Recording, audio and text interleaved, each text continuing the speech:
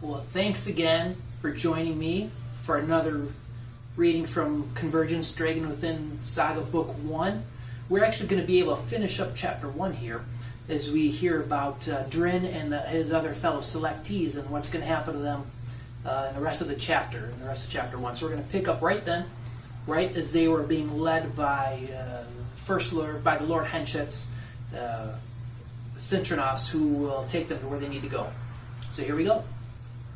Walking now with an increased sense of conviction, we followed him around the exterior of the Lord's Arena to a small wooden door marked Combatants. We will wait inside until Lord Henchet has completed his opening remarks. Remember, I will walk to the center of the grounds of valor. You will wait until I announce each one of you individually. Is everyone clear with the instructions? We all nodded in affirmation. Good. Then let us go in and see who is the tournament has enticed to enter. Entering the combatants' arena revealed a dimly lit, large room with several glassless windows on the wall behind us and one directly in front of us. Gathered in various groups were several expectant competitors, each attempting to size up their first round assignments. Some of the combatants were seated and others were standing, talking about all sorts of topics from fighting techniques to weaponry to the age-old argument, armor or no armor. Most of the participants were from the 12 Oaks region, or from the closely surrounding areas, as evidenced by their familiar weapons and choices of armor. Upon closer examination of the distribution of the men, I realized there had formed two different and loosely gathered factions. The more sizable one, the one to the immediate right when we entered, was centered around a hulking figure of a man. Appearing chiseled directly from the cornerstone of divinity himself, he was a striking example of pure human physical potential achieving its full manifestation. A visage of absolute physicality, he stood nearly 6 inches taller than the second tallest man in the room. He wore little armor on his chest, probably because his musculature resembled bedrock, and carried a mammoth axe upon his back. The second gathering was fixed upon another large individual. However, where the other man wore little to no armor, this one was dressed all in black leather armor with deep blue leather threads lining each piece. His hair was long and gray, providing a great contrast to the other man's head, which was void of all hair. I saw them occasionally glance in the direction of each other, not with the intent of the lesser conditioned warriors who sought to gain an advantage from displaying their bravado in front of the others, but with a mutual respect and acknowledgement that they were destined to face each other on the hallowed ground. The armored individual spoke. Raptos, what is it going to be the wager this year? The hulking man returned in a deep voice resembling controlled thunder. Wager? We made no wager last year.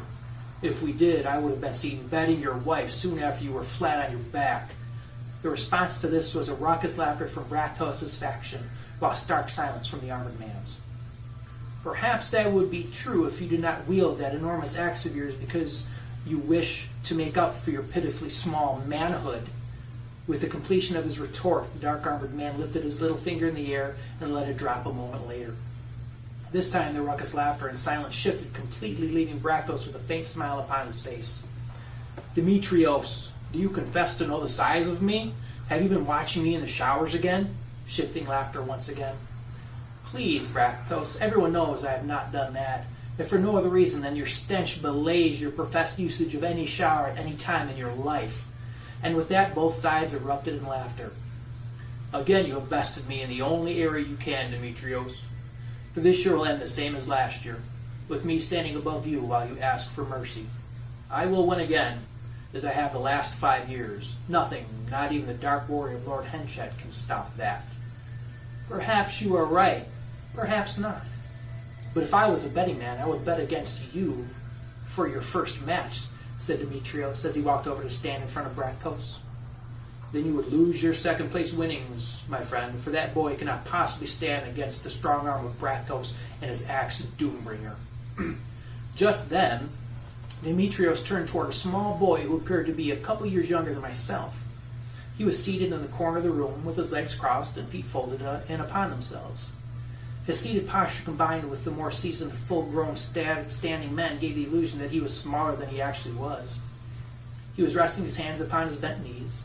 His eyes were closed and he breathed slowly and silently, seemingly oblivious to all that was occurring. What do you say about that, boy? Do you think you can best the Doombringer? Without opening his eyes, the boy responded with a voice that was as calm yet showed all the innocence of youth. Venesulti does not recognize doom apart from what the mind allows. This response produced a hushed hissing sound from the entirety of the room, as if the small suction had gently replaced the pace with tension. Roberto spoke next. "What was that, boy? You do not recognize the Doombringer? Perhaps I should introduce you to him early." "As you must, but Venesulti would not recognize the axe apart from the arm, nor the arm apart from the shoulder, nor the shoulder apart from the head, nor the head apart from the mind." "Then perhaps you will not even recognize your own body when I split it from your head." "As you must." Sensing the growing tension between Bractos and Venesulti, Cintranos spoke up. "Easy, Bractos. You do not want to do anything to remove your status as defending champion for next year, and you certainly do not want to do anything to gather the anger of Lord Henchett." Demetrius walked over and put his arm around Bractos' shoulders, steering him away from Venesulti. "Come, my friend. Perhaps now I can get you to tell me how you bested me last year so I could stand a chance against you this year."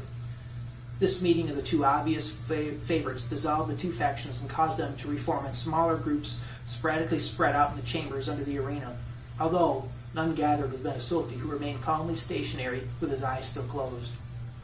"Well, that was certainly fun," said Cintranos, "and it looks like it ended just in time for us to hear Lord Henchett's opening address. Remember, when he finishes, I will walk onto the grounds, introduce each of you by name. You will walk out to stand next to me after you hear your name and wait for Lord Henchett to address you. If you have any questions, they will have to wait until after. It is beginning now." All right, and that concludes Chapter 1 and also concludes our daily reading from Convergence, Book 1 of the Dragon Within Saga. Thanks again for joining me. As always, thank you for your patronage. I appreciate it. I couldn't do what I'm doing if it wasn't for you. So until next time, always remember to release your dragon within.